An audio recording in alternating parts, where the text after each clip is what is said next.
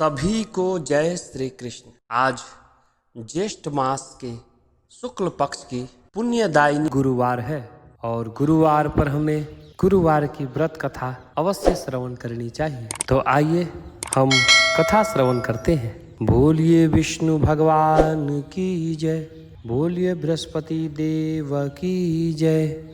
और यह कथा पूरी जरूर सुने, क्योंकि आधा कथा श्रवण करने से दोष लगता है। इस कारण से जब भी आप कथा प्रारंभ करें तो इससे पूरी कथा सुननी चाहिए। जब आप पूरी कथा श्रवण करेंगे तभी आपको पूरा फल प्राप्त होगा। तो आइए हम कथा श्रवण करते हैं। बोलिए विष्णु भगवान की जय, बोलिए बृहस्पति देव की जय। भारतवर्ष में एक प्रतापी और महादानी राजा राज्य करता था। वह नित्य गरीब और ब्राह्मणों की सहायता करता था। यह बात उसकी रानी को अच्छी नहीं लगती थी। वह न तो गरीब को दान देती थी और न ही भगवान का पूजन करती थी, और राजा को भी दान देने से मना किया करती थी। एक दिन राजा शिकार खेलने वन को गए हुए थे, तो रानी महल में अकेली थी। उसी समय बृहस्पति देव साधु का वेश बनाकर राजा के महल में भिक्षा के लिए गए और भिक्षा मांगने लगे। तो रानी ने भिक्षा देने से इनकार कर दिया और कहा, हे साधु महाराज, मैं तो दान पुण्य से तंग आ गई हूँ।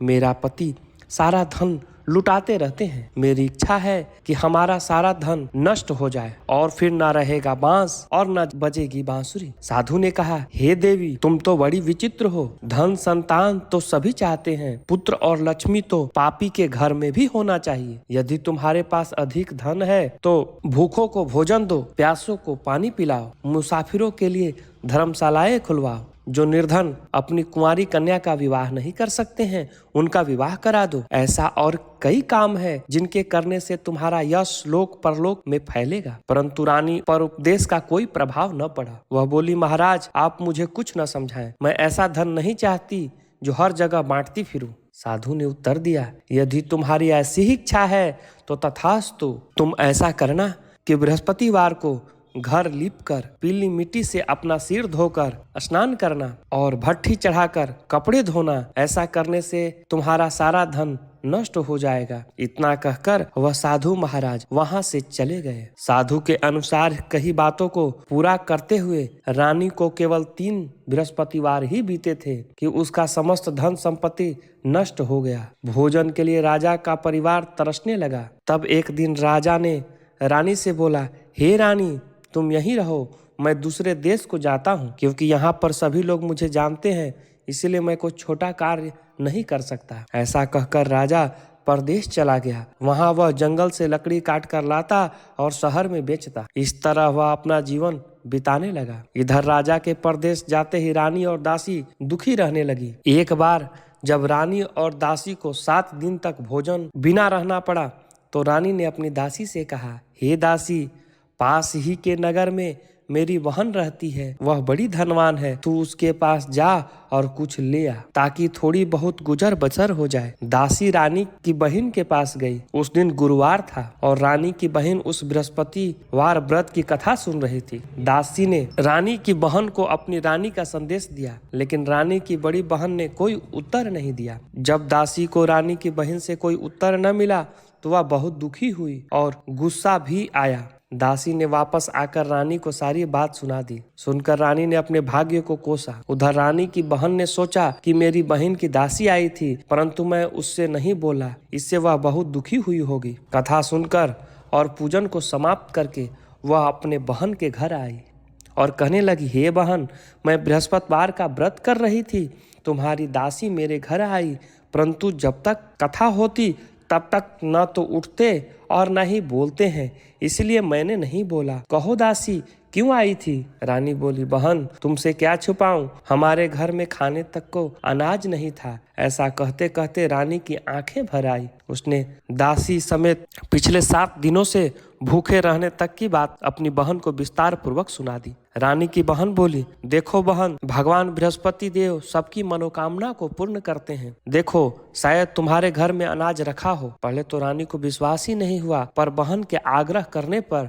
उसने अपने दासी को अंदर भेजा तो सचमुच अनाज से भरा एक घड़ा मिल गया। यह देखकर दासी को बड़ी हैरानी हुई। दासी रानी से कहने लगी, हे रानी, जब हमको भोजन नहीं मिलता तो हम व्रत ही तो करते हैं, इसीलिए क्यों ना इनसे व्रत और कथा की विधि पूछ ली जाए ताकि हम भी व्रत कर सकें। तब रानी ने अपने बहन से बृहस्पतिवार व्रत के बारे में पूछा। उसकी बहन ने बताया, बृहस्पतिवार के व्रत में चने की दाल और मुनक्का से विष्णु भगवान का केले की जड़ में पूजन करें तथा दीपक जलाएं, व्रत कथा सुने और पीला भोजन ही करें। इसमें बृहस्पति देव प्रसन्न होते हैं।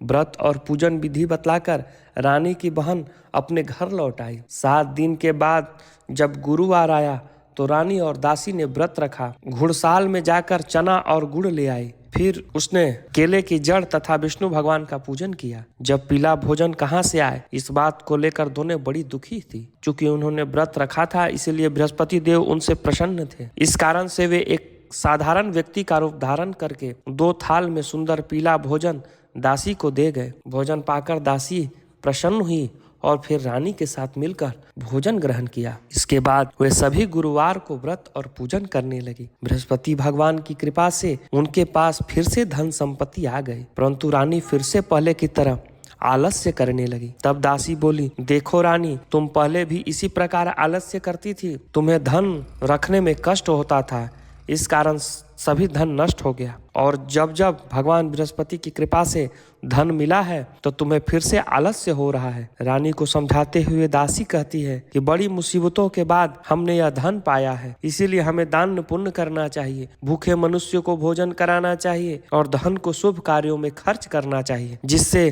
तुम्हारे कुल यश बढ़ेगा, स्वर्ग की प्राप्ति होगी और पितृ प्रसन्न होंगे। दासी की बात सुनकर रानी अपना धन शुभ कार्यों में खर्च करने लगी, जिससे पूरे नगर में उसका यश फैलने लगा। एक दिन राजा दुखी होकर जंगल में पेड़ के नीचे आसन जमाकर बैठ गया। वह अपनी दशा को याद करके व्याकुल होने लगा। बृहस्पतिवार का दिन था। एकाएक उसने देखा कि निर्जन वन में एक साधु प्रकट हुए। वह साधु वेश में स्वयं बृहस्पति देवता थे। लकड़हारे के सामने आकर बोले, हे लकड़हारे, इस सुनसान जंगल में तुम चिंता मग्न क्यों बैठा है? लकड़हारे ने दोनों हाथ जोड़ करके प्रणाम किया और उत्तर दिया, महात्मा जी, आप सब कुछ जानते हैं, मैं क्या कहूँ? यह कहकर रोने लगा और साधु को अपनी आत्मकथा सुनाई। महात्मा जी ने कहा, तुम्हारी स्त्री ने बृहस्पति के दिन बृहस्पति भगवान का निरादर किया, जिसके कारण रुष्ट होकर उन्होंने तुम्हारी यह दशा कर दी है। अब तुम चिंता को दूर करके मेरे कहने पर चलो तो तुम्हारे सभी कष्ट दूर हो जाएंगे और भगवान पहले की तरह अधिक धन संपत्ति देंगे। तुम बृहस्पतिवार के दिन कथा किया करो, 2 पैसे के चने मुनक्का लाकर उसका प्रसाद बनाओ और शुद्ध जल से लोटे में शक्कर मिलाकर अमृत तैयार करो।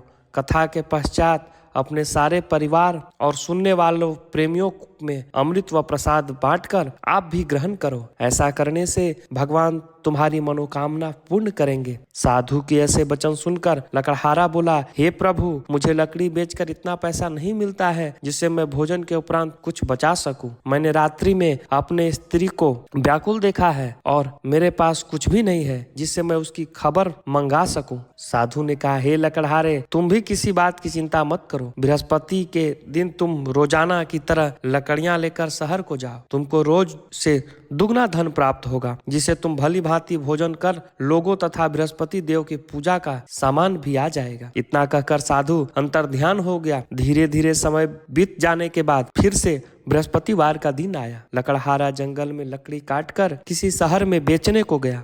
उसे उस दिन और दिन से अधिक पैसा मिला। राजा ने चना गुड़ आदि लाकर गुरुवार का व्रत किया। इस दिन से उसे सभी क्लेश दूर हो गए। परंतु जब भी दोबारा गुरुवार दिन आया तो बृहस्पतिवार का व्रत करना भूल गया। इस कारण बृहस्पति भगवान नाराज हो गए और उस दिन उस नगर के राजा ने विशाल यज्ञ का आयोजन किया तथा शहर में यह घोषणा करा दी कि कोई भी मनुष्य अपने घर में भोजन न बनावे, न आग जलावे, समस्त जनता मेरे यहाँ भोजन करने आवे। इस आज्ञा को जो न मानेगा उसे फांसी की सजा दी जाएगी। इस तरह घोषणा संपूर्ण नगर में करवा दी गई। राजा की आज्ञा के अनुसार शहर के सभी लोग भोजन करने गए, लेकिन लकड़हारा कुछ देर से पहुंचा, इसीलिए राजा ने उसको अपना साथ घर लिवा ले गए और ले जाकर भोजन करा रहे थे तो रानी की दृष्टि उस खूंटी पर पड़ी जिस पर उसका हार लटका हुआ था। वह वहां पर दिखाई नहीं दिया। रानी ने निश्चय किया कि मेरा हार इस मनुष्य ने चुरा लिया है। उसी समय सिपाहियों को बुलाकर उसे कारागार में डलवा दिया। जब लकड़हारा कारागार में पड़ गया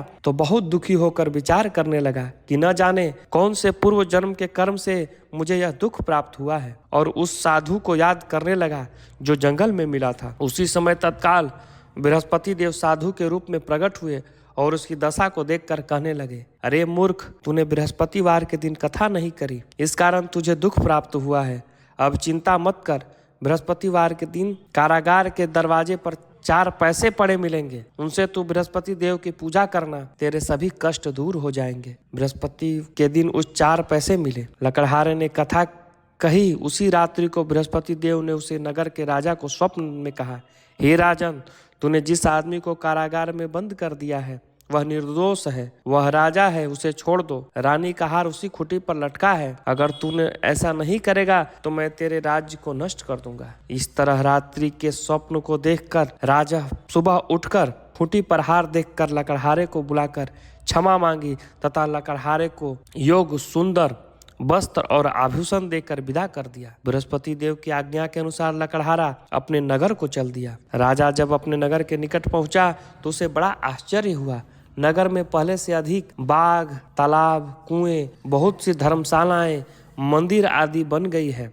राजा ने पूछा, किसका बाग और धर्मशाला है? तब नगर के सब लोग कहने लगे, यह सब रानी और दासी के हैं। तो राजा को आश्चर्य हुआ और गुस्सा भी आया। जब रानी ने यह खबर सुनी कि राजा आ रहे हैं तो उसने दासी से कहा कि हे दासी, देख, राजा हमको कितनी बुरी हालत में छोड़कर गए थे। हमारी ऐसी हालत देखकर वह लौट ना जाए, इसीलिए तू दरवाजे पर खड़ी हो जा। आज्ञा के अनुसार दासी दरवाजे पर खड़ी हो गई। राजा आए तो उन्होंने अपने साथ लिवा लाई। तब राजा ने क्रोध करके अपनी रानी से पूछा, यह धन तुम्हें कैसे प्राप्त हुआ है? तब उसने कहा, हमें यह सब धन बृहस्पति देव के इस व्रत के प्रभाव से प्राप्त हुआ है। तब राजा ने निश्चय किया कि 7 रोज बाद तो सभी बृहस्पति देव की पूजा करते हैं, परंतु मैं प्रतिदिन 3 बार यह कथा तथा रोज व्रत किया करूंगा। अब हर समय राजा के दुपट्टे में चने की दाल बंधी रहती तथा दिन में 3 बार कथा करता और कथा सुनता। एक रोज राजा ने विचार किया कि चलो अपने बहन के यहाँ से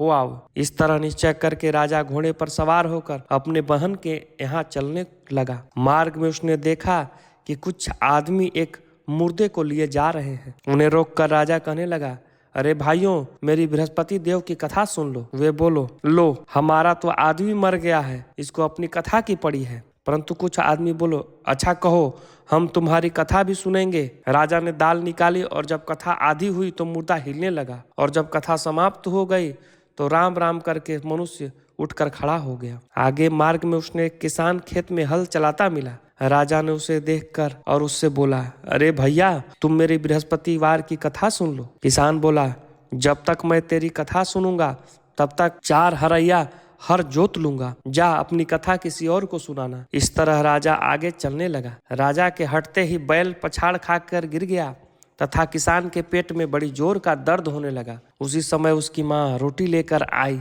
उसने जब यह देखा तो अपने पुत्र से सब हाल पूछा और बेटे ने सभी हाल कह दिया। तो बुढ़िया दौड़ी दौड़ी उस घुड़सवार के पास गई और बोली कि मैं तेरी कथा सुनूंगी, तू अपनी कथा मेरे खेत पर चलकर ही कहना। राजा ने बुढ़िया के खेत पर जाकर कथा कही, जिसके सुनते ही बैल उठकर खड़े हो गए। किसान का पेट का दर्द भी सही हो गया। राजा अपने बहन के घर पहुंचा। बहन ने भाई की खूब मेहमान नवाजी की। दूसरे रोज प्रातःकाल राजा जगा तो वह देखने लगा कि सब लोग भोजन कर रहे हैं। राजा ने अपने बहन से कहा, ऐसा कोई मनुष्य है जिसने भोजन नहीं किया है? वह मेरी बृहस्पतिवार की कथा सुन ले। बहन बोली, हे भैया, यह देश ऐसा ही है कि पहले यहाँ लोग भोजन करते हैं, बाद में दूसरा काम करते हैं। अगर कोई पड़ोस में हो तो देख। वह ऐसा कहकर देखने चली गई। परंतु उसे कोई ऐसा व्यक्ति नहीं मिला जिसने भोजन न किया हो। अतः वह एक कुम्हार के घर गई जिसका लड़का बीमार था। उसे मालूम हुआ कि उसके यहाँ 3 रोज से किसी ने भोजन नहीं किया है। रानी ने अपने भाई की कथा सुनने के लिए उस कुम्हार को कहा तो वह तैयार हो गया। राजा ने जाकर बृहस्पतिवार की कथा कही जिसको सुनकर उसका लड़का ठीक हो गया। अब तो राजा की प्रशंसा होने लगी। एक रोज राजा ने अपने बहन से कहा कि हे बहन, हम अपने घर को जाएंगे, तुम भी तैयार हो जा। तब राजा की बहन ने अपनी सास से कहा तो सास ने कहा कि चली जा, परंतु अपने लड़के को मत ले जाना क्योंकि तेरा भाई के यहाँ कोई औलाद नहीं है। बहन ने अपने भैया से कहा हे भैया, मैं तो चलूंगी पर कोई बालक नहीं जाएगा। राजा बोला जब कोई बालक नहीं चलेगा तब तुम भी क्या करोगी। बड़े दुखी मन से राजा अपने नगर को लौट आया। राजा ने अपनी रानी से कहा कि हम निर्वंशी हैं, हमारा मुख देखने का धर्म नहीं है और कुछ भोजन आदि नहीं किया। रानी बोली हे प्रभु, बृहस्पति देव ने हमें सब कुछ दिया है, वह हमें औलाद भी अवश्य देंगे। उसी रात को बृहस्पति देव ने राजा को स्वप्न में कहा हे राजा उठ, सभी सोच त्याग दे, तेरी रानी गर्भ से है। राजा की बात यह सुनकर बड़ी खुशी हुई और 9वें महीने में उसके गर्भ से एक सुंदर पुत्र उत्पन्न हुआ। तब राजा बोला हे रानी, स्त्री बिना भोजन के रह सकती है पर बिना कहे नहीं रह सकती है। जब मेरी बहन आवे तो तुम उससे कुछ मत कहना। रानी ने सुनकर हाँ कर दिया। जब राजा की बहन ने यह शुभ समाचार सुना तो वह बड़ी खुश हुई तथा बधाई लेकर अपने भाई के यहाँ आई। तब रानी ने कहा घोड़ा चढ़कर तो नहीं आई, गधी चढ़ के आई। राजा की बहन बोली भाभी, मैं इस प्रकार न कहती तो तुम्हें औलाद कैसे मिलता। बृहस्पति देव ऐसे ही हैं, जैसे जिसके मन में मनोकामना है सभी को पूर्ण करते हैं। जो सदा भावना पूर्वक बृहस्पतिवार का व्रत करता है तथा कथा पढ़ता या सुनता है और दूसरों को सुनाता है तो बृहस्पति देव उसकी सभी मनोकामना पूर्ण करते हैं। भगवान बृहस्पति देव उसकी सदैव रक्षा करते हैं तथा संसार में जो मनुष्य सद्भावना से भगवान जी का पूजन व्रत सच्चे मन से करता है तो उसकी सभी मनोकामनाएं पूर्ण होते हैं। जैसे सच्ची भावना से रानी और राजा ने उनकी कथा का गुणगान किया तो उनकी सभी इच्छाएं बृहस्पति देव ने पूर्ण की। बोलिए विष्णु भगवान की जय, बोलिए बृहस्पति देव की जय। आइए अब हम आगे की कथा श्रवण करते हैं। बहुत प्राचीन काल में एक ब्राह्मण रहता था। वह बहुत ही गरीब था, उसके यहाँ कोई संतान भी नहीं थी। उसकी स्त्री बहुत मलिनता के साथ रहती थी। वह स्नान न करती थी, किसी देवता का पूजन न करती थी। इससे ब्राह्मण देवता बड़े दुखी थे। बेचारे बहुत कुछ कहते थे किंतु उसका परिणाम कुछ न निकलता था। भगवान की कृपा से ब्राह्मण की स्त्री कन्या के रूप में रत्न पैदा हुई। कन्या बड़ी होने पर स्नान करके विष्णु भगवान का जाप व बृहस्पतिवार का व्रत करने लगी। अपने पूजन पाठ को समाप्त करके विद्यालय जाती तो मुट्ठी में जौ भर के ले जाती और पाठशाला के मार्ग में डालते जाती। ये जौ स्वर्ण के हो जाते। लौटते समय उसे बीन कर घर ले आती थी। एक दिन वह बालिका सूप में उस सोने के जौ को फटक कर साफ कर रही थी कि उसके पिता ने देख लिया और कहा हे बेटी, सोने के जौ के लिए सोने का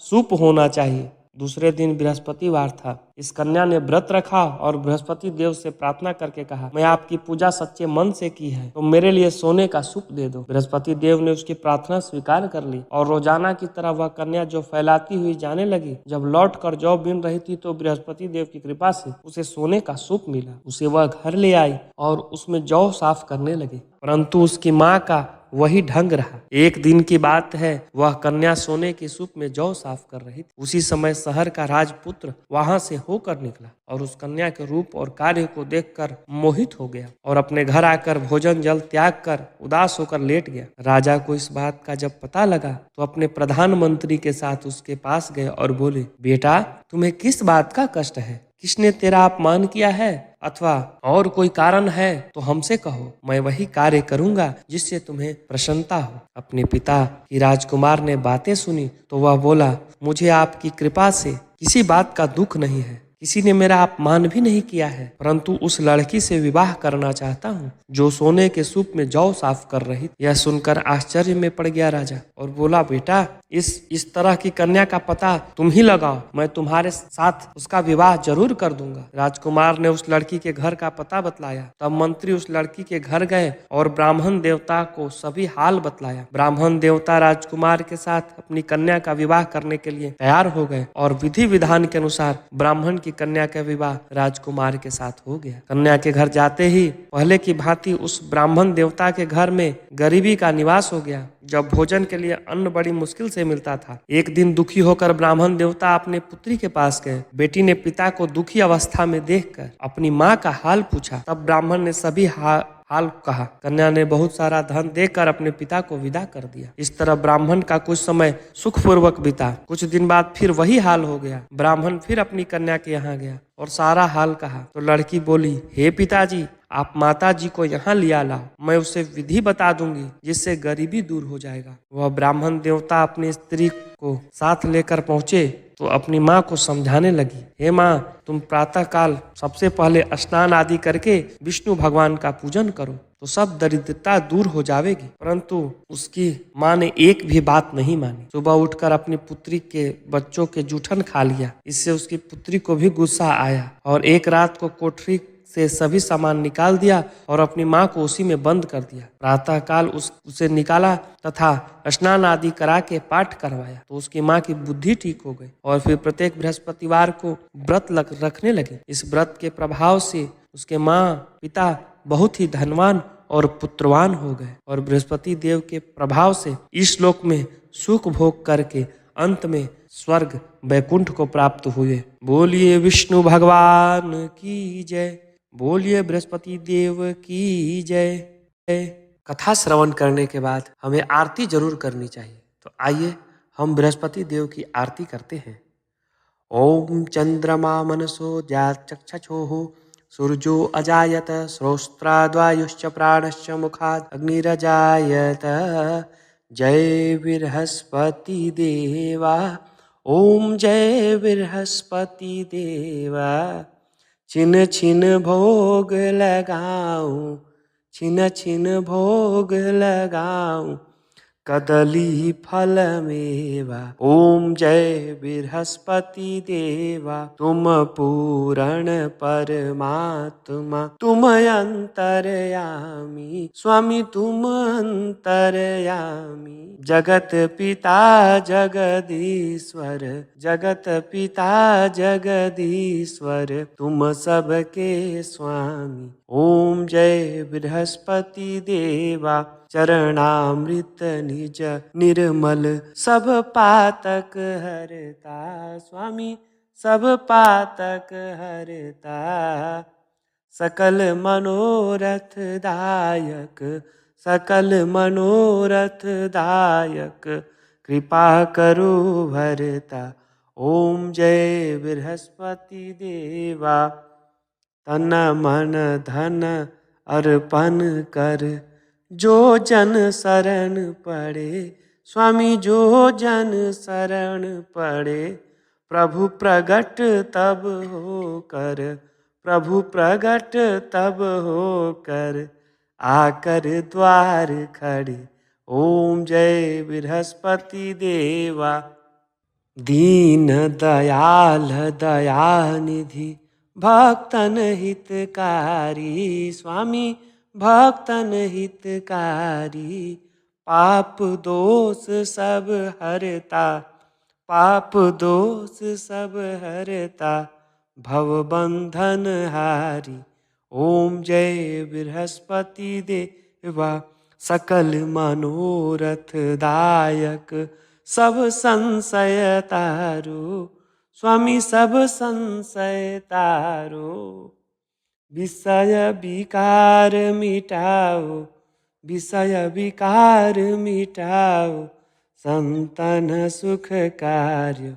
ओम जय बृहस्पति देवा, जो कोई आरती तेरी प्रेम सहित गावे स्वामी, प्रेम सहित गावे। ज्येष्ठानंद बंद सो निश्चय पावे। ओम जय बृहस्पति देवा।